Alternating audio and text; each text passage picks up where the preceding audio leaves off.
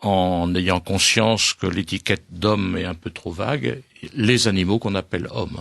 Les animaux qu'on appelle hommes, les bipèdes qu'on appelle hommes, expression que Voltaire, que Diderot emploie, que Voltaire aime beaucoup, et donc qui est un doute mis sur l'humanité réelle de ceux dont on parle. Et alors, ce refus de considérer l'individu sous une appellation qui aurait, qui ferait de l'homme une plus loin essence, une nature, un être véritable, tire ses origines et son fondement dans quoi? Dans un refus d'une créature. Alors c'est lié à l'hostilité à la religion et c'est lié tout particulièrement à l'hostilité à la Genèse. Il serait facile de montrer dans le détail. D'ailleurs, je le fais, mais pas d'une manière systématique, mais ça ressort de mes pages, je suppose, que l'anthropologie des Lumières, la vision donc philosophique, scientifique, médicale sur l'homme, est le contre-pied, jusque dans le détail, de l'anthropologie qui vient de la Genèse.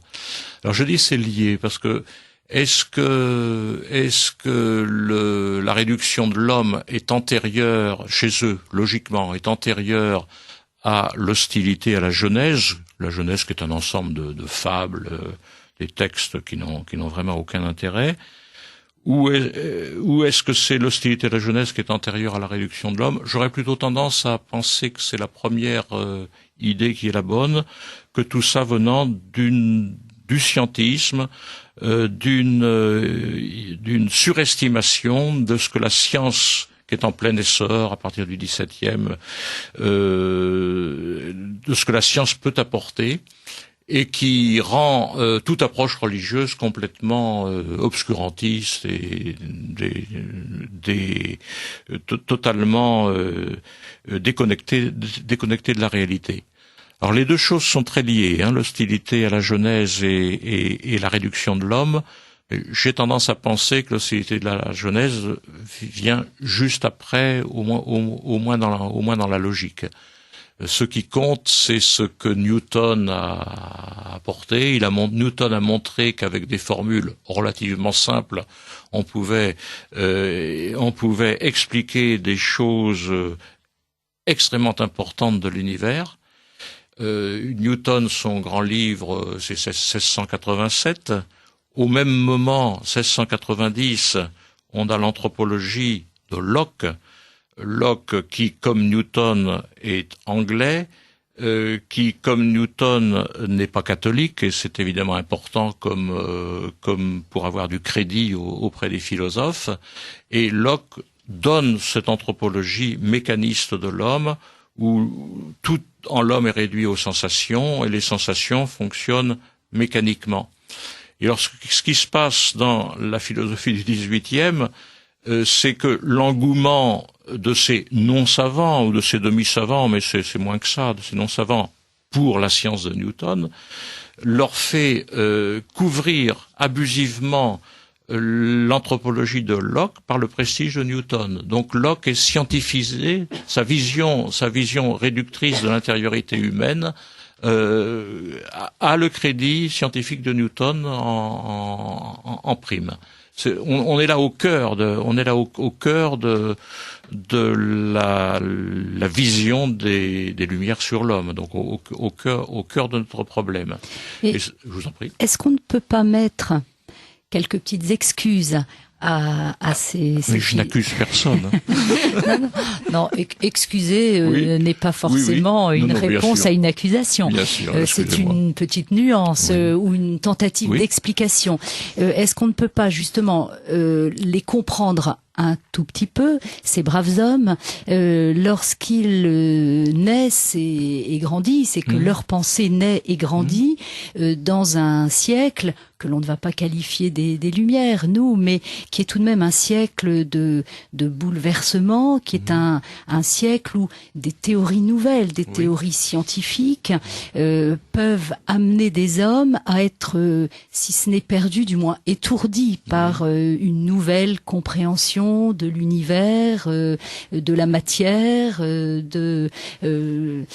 vous voyez, tout cet univers scientifique naissant peut les avoir étourdis et perturbés. Je vous l'accorde entièrement. Je vous l'accorde d'autant plus que ce qui m'intéresse, c'est de les comprendre. On croit souvent que je les attaque.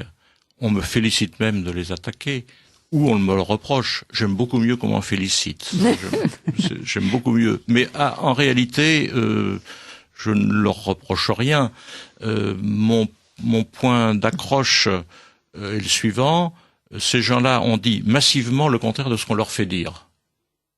C'est là. Oui. Et donc, je rétablis, je dis, non, on leur fait dire exactement le contraire de ce qu'ils ont voulu, avec insistance. Non seulement ils l'ont répété, ce qu'ils pensaient véritablement, ils l'ont répété, mais ils l'ont fondé logiquement sur des principes qu'on finit par très bien circonscrire, etc.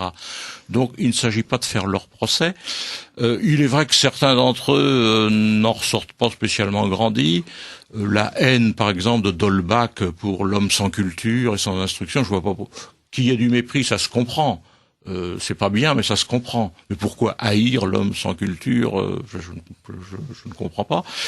Ce qui est vrai aussi, évidemment, c'est que ces gens-là sont hyper valorisés dans notre discours actuel et que tout ce qui atténue leur image semble les dévaloriser. Mais ça n'est que du contre-coup. Mais vous avez parfaitement raison de relativiser de la manière dont vous l'avez fait. Et il y a aussi une autre manière de relativiser si on veut parler en termes de leur responsabilité ou de leur culpabilité, etc. C'est qu'eux-mêmes, cette pensée étant tout de même très irréaliste, eux-mêmes dans la vie courante ne sont pas très souvent ne sont pas en conformité avec leurs pensées. Je pense qu'aucun d'entre eux ne s'est posé la question de savoir si sa mère appartenait à l'espèce humaine. Je présume que non. Lorsqu'ils se mettent à réfléchir en savant sur la femme, etc., alors là, les affirmations de doute à ce sujet-là viennent. Mais dans la vie courante, je ne pense pas que, non seulement je ne pense pas, mais il est évident que de temps en temps, il s'exprime comme s'il y avait une nature humaine, etc. Il reste que le fait que, dans les grandes occasions, et quand ils se posent en penseurs, ils aient tendance à nier cela, c'est là qu'est l'important, et ça peut avoir des conséquences. C'est pour ça qu'il était plus simple à Rousseau d'abandonner ses enfants. Vous dites qu'il était plus simple à Rousseau d'abandonner ses enfants, puisque, comme vous dites, se serait-il posé la question de savoir si sa mère ou la mère de ses enfants était une personne, il aurait peut-être conçu les choses différemment. Je ne sais pas. Thérèse Levasseur, comment la considérait-il? Il dit qu'elle était stupide et bornée. Elle était stupide et bornée, mais comme stupide et borné, ce sont les deux grands qualificatifs qu'il accorde à son bon sauvage. C'est peut-être pas péjoratif. Il y a un doute. Il y a un doute. Oui. Donc je propose ce doute à votre méditation et à celle des auditeurs. Eh bien justement, je voulais rappeler à nos auditeurs qu'ils sont à l'écoute de Radio Courtoisie et que nous avons le très grand plaisir de recevoir aujourd'hui le professeur Xavier Martin pour son dernier ouvrage « Naissance du sous-homme au cœur des Lumières, les races, les femmes, le peuple » aux éditions Dominique Martin-Morin. Et je dois communiquer aux auditeurs de Radio Courtoisie qui n'étaient pas dimanche à cet anniversaire, à ce déjeuner anniversaire sur la péniche Les Calanques qui était vraiment très très réussi. Et cette année en plus, je vais leur donner des regrets ou plutôt des envies pour l'année prochaine. C'était bon. Le déjeuner était bon. Donc ça c'est très important. Nous avons été favorisés par un temps remarquable. Enfin, tout était de la partie pour une grande réussite. Et comme j'ai eu l'occasion de parler avec de nombreux auditeurs de Radio Courtoisie, plusieurs m'ont dit, on aime bien quand vous rappelez D'abord le nom de notre radio, bien sûr, Radio Courtoisie, et puis également le nom de l'invité et le titre de son ouvrage pour pouvoir le répéter plusieurs fois dans l'émission. Alors ils sont très contents. Voilà. Et l'éditeur est très sensible aussi au rappel de son nom. Je pense, oui. Alors il y a une chose qui pour moi se dégageait beaucoup de ce que vous venez de nous expliquer, professeur Xavier Martin. C'est l'éclairage que ça donne sur les révolutions.